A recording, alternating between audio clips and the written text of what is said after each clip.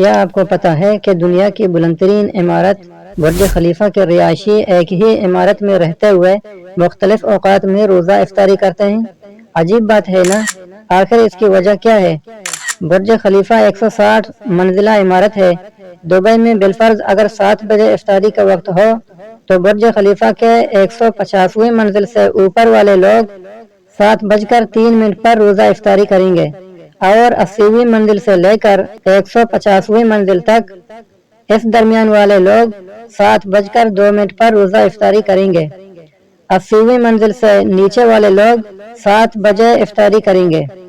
مزید وضاحت یہ ہے کہ جب 7 بجے سورج غروب ہوگا تو دبئی والے افطاری کرتے ہیں، لیکن چونکہ برج خلیفہ کی زیادہ بلندی کی وجہ سے 80ویں منزل سے اوپر والوں کو ابھی تک سورج نظر آ رہا ہوگا، اس لیے وہاں 2 منٹ کے بعد سورج غروب ہوگا، وہ افطاری کریں گے۔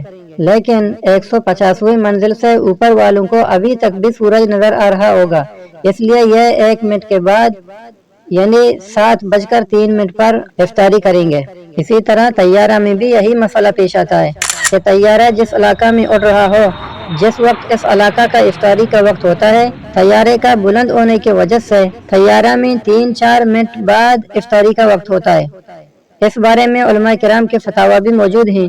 ایک فتویٰ پیش خدمت ہے۔ سوال: طیارے میں روزہ افطار کرنے کا کیا حکم ہے جبکہ طیارہ 35,000 فٹ کی بلندی پر محو پرواز ہو اور زمین کے اعتبار سے غروب آفتاب کا وقت ہو گیا ہو، مگر بلندی پرواز کی وجہ سے سورج موجود سامنے دکھائی دے رہا ہو، تو ایسے میں زمین کا غروب معتبر ہوگا یا طیارے کا؟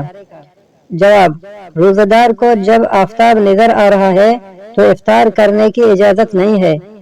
طیارہ کا اعلان بھی محمل اور غلط ہے۔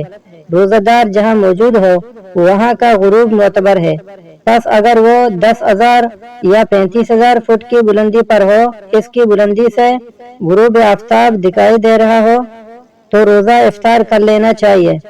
جس جگہ کی بلندی پر جہاز پرواز کر رہا ہے وہاں کی زمین پر غروب آفتاب ہو رہا ہو تو جہاز کے مسافر روزہ افطار نہیں کریں گے۔